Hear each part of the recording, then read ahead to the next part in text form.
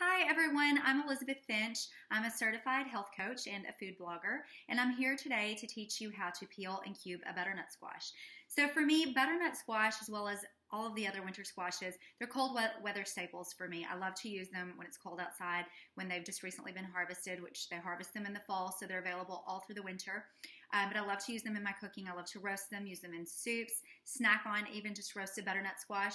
But a butternut squash, the flavor of a butternut squash is very, very similar to the flavor of a sweet potato. It's a little bit nuttier in flavor, and then the texture is quite a bit more silky than the texture of a sweet potato. So I actually prefer butternut squash, but I know a lot of people pick these up and they look at them and they don't know what in the world to do with this. So that's what I'm here to show you guys how to do today. Just real quickly, health benefits of butternut squash.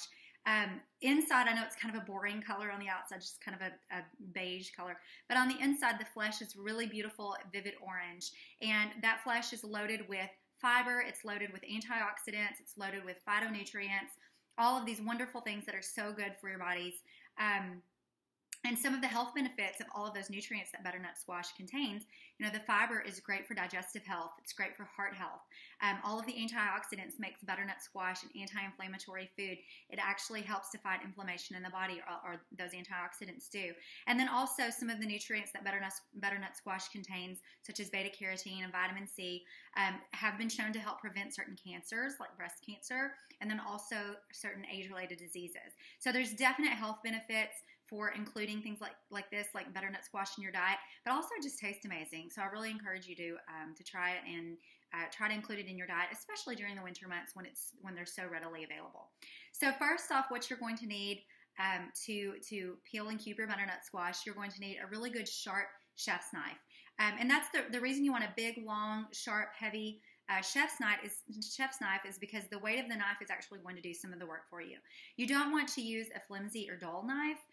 Number one, it's going to make your life really hard when you're trying to get into this butternut squash if you're using a flimsy or dull knife. But also, it can be dangerous. So make sure you've got a good, sharp, heavy chef's knife. You'll also need a vegetable peeler. This is not an expensive one. It's just one that I picked up probably at Target or somewhere like that. So you'll need a vegetable peeler and then some sort of a spoon to get the seeds out of the butternut squash. So here we go. Step number one, we're going to cut off the ends of the butternut squash. We're going to cut off about an inch from each side. So using the weight of your knife, just get your knife into your butternut squash and then push on through. And then we're just going to discard those ends. Now we're going to peel the squash. So you can either do this with your vegetable peeler. You can either do this the length of the squash, if that's easiest for you, and you want to get down to where you see that beautiful, vivid orange flesh. So you can do the length of the squash. If your squash is bigger and you maybe want to do half the length and then turn it around and do the other length, you can do it that way as well. So my butternut squash now is peeled. I'm going to discard all of the skin, and I actually will hang on to these scraps to use in vegetable broth, but you can toss them if you want. Okay, next step, we're going to half our butternut squash. So we're just going to place our chef's knife right in the middle of the butternut squash and then use the weight of the knife to just push on through. Be very careful when doing this. There we go. And I'm going to come from the other end and finish having this butternut squash. There we go. So see how beautiful in color that is? So next thing we're going to do is we're going to take our spoon and just scoop all of these seeds out. Discard those. You won't need them. You could roast them if you wanted to, but I'm not going to do that today. And then you can just grab a hold of this stringy and pull it right out. Let's do the other half. A little bit messy, but not too bad.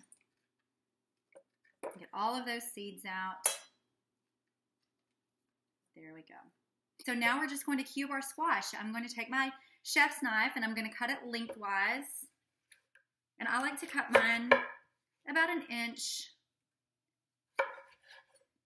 wide here. And the recipe, whatever recipe that you're following, will probably tell you how big it wants your pieces of butternut squash for whatever you're doing with it.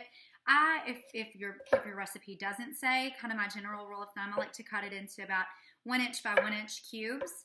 And the thing here You don't have to be precise, but it is good to have your butternut squash pieces sort of uniform in size. That way, if you are roasting them or however you're cooking them, they'll cook uniformly. And, you know, if you've got smaller ones or larger ones, so the smaller ones obviously will cook faster than the larger ones. So I've cut mine into about inch-wide strips here, and then I'll just take my chef's knife and cut them into cubes that are about maybe 1/2 inch to 3/4 of an inch wide. And if you wind up with some that are bigger, you can just kind of cut those down a little bit so that they're uniform size with the rest of them.